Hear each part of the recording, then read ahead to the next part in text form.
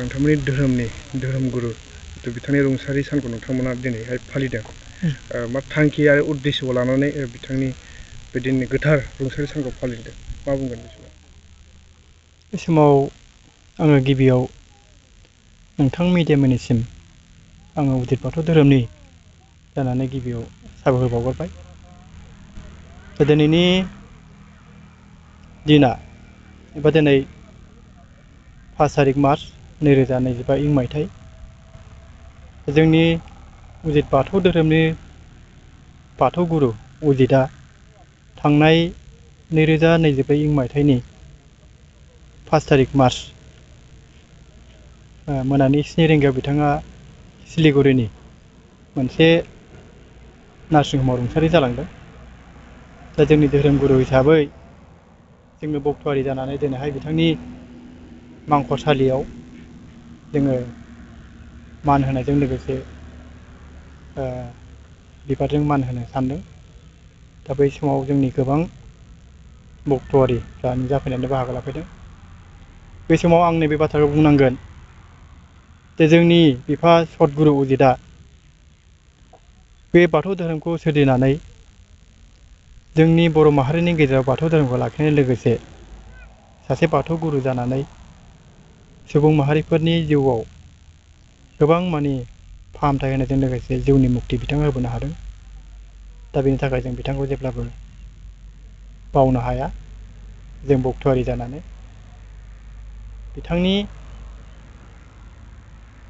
दिनैनि बे सानखौ जोङो ओरैबायदि दुखु गोनां होननानै मानिनानै लानांगोन। मानोना बुहुमनि सुबुं माहारिफोरनि जिउखौ बासायनायजों लोगोसे बाथौ धोरोमखौ हमथाना लाखिबोनायाव बिथाङा गोबां बिहोमा होबोदों आरो बिथाङा बे बाथौ धोरोमनि गेजेरजों जोंनि गोबां भक्तफोरनि जिउखौ मुक्ति होनायजों लोगोसे जोंनो गियान आखल आखु फोरोंथाइ बिथाङा होलांबाय। जों आसा खालामो बिथां सतगुरु उदितआ जोंनि बिफा सतगुरु बाथौ गुरु उदितआ गोथां समाव जोंखौ जेरैबायदि बोसोनथि होलांनानै जोंनि गेजेराव अनलायनाय मोजां मोनलायनाय आरो न'खर गोजोन सान्थिनि थाखाय जोंनो माखासे नेम निथि दानानै होलांबाय। थिग बेबादिनो बिथाङा रुंसारि जादोंब्लाबो बिथांनि थैनो रोङै गोथां जिउआ जाहाथे सोरगोआव थानानै बे बुहुमनि गासै सुबुं माहारिनि थाखाय मोजां नोजोरजों जोंखौ अनसायहरो नायहरो, बेखौ जों जेब्लाबो बावनो हाया। बेनिखायनो जोङो दिनैहाय सेथि बोसोर फालिथाय हिसाबै बिथांनि मांखरसालियाव जोंनि गोबां भक्तआरिफ्रा फैनानै बिथांखौ मान होनायजों लोगोसे बिबारजों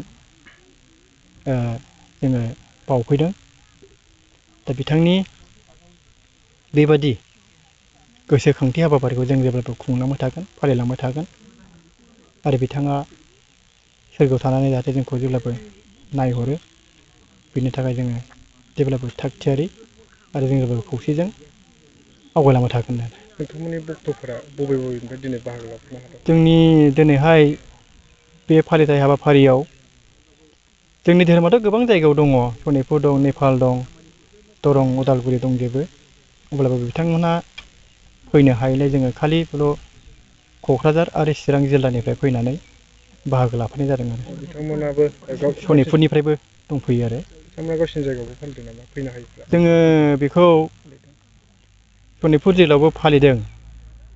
ओमफ्राय जोङो माखासे डिसिसनफोरखौ उननि बेलायाव बे थैनायनि रुंसारि सान फालिनायखौ जों मा सिस्टेम खालामनो हायो बेखौ जोङो साननायफिननो सानदों। दा अब्लाबो देग्लायनि बे सेथि बोसोर हिसाबै जोङो खालिबोल' बे गावनि बिथांनि मांखरसालियाव बेखौ फालिजेननाय जाबाय। बे सेथि बोसोर जों बेखौ उनाव सावरायबावनाय जागोन आरोखि बेखिनि। ढेकियाजुलि बाथासिपुर हालामनि रायजो राजाफोरनि थाखाय गोनांथार फोसावथाय। ढेकियाजुलि बाथासिपुर हालामनि आबै सेन्टार साखाथियाव थानाय बर' बिजोंनि फरायसालि दानसोरां एकाडेमियाव 2025-2026 बोसोरनि थाखाय गोदानै फरायसाफोरनि मुं थिसननाया सोलिगासिनो दङ। बे फरायसालियाव थाखो बिथराइनिफ्राय लानानै थाखो 9 सिम मुं थिसननो हागोन। 2020 मायथाइयाव गायसनजानाय बे दानसोरां एकाडेमियाव नोंथांमोनहा नांगौ रोखोमनि फोरोंथायनि खाबुफोरखौ मोननो हागोन। जेरै फराफारि फोरोंनायनि अनगायैबो कम्पिउटार सोलोंनाय, गेलेनाय, आलादा थाखो फोरोंनाय जेरै इंराजि आरो हिन्दी आयदानि सायावबो जर'खायै फोरोंथाय होनाय जायो। बेनि अनगायैबो हौवासा आरो हिन्जावसाफोरनि थाखाय आलादा आलादा हस्टेल थानायनिबो खाबु दङ। बेजों लोगोसेनो फरायनायाव उन जानानै थानाय एबा गोसोआव लाखिनो हायै फरायसाफोरखौ आलादायै फोरोंनायनिबो खाबु होनाय जादों। मख'नो गोनांदि बिथराइ थाखोनि मुं थिसननायखौ बेसेन लायालासे थिसननाय जादों। बेनिखायनो गोसो गुदुं दिथागिरि नोंथांमोनहा गाव गावनि गथ'फोरखौ दानसोरां एकाडेमियाव मुं थिसननो गोसो दङब्ला थिसननो हागोन। दानसोरां एकाडेमियाव मुं थिसननो थाखाय नोंथांमोनहा 977074575550 एबा 88764802118 जानबुं अनजिमायाव फोनांजाब खालामनानै सुलाद लानो हागोन।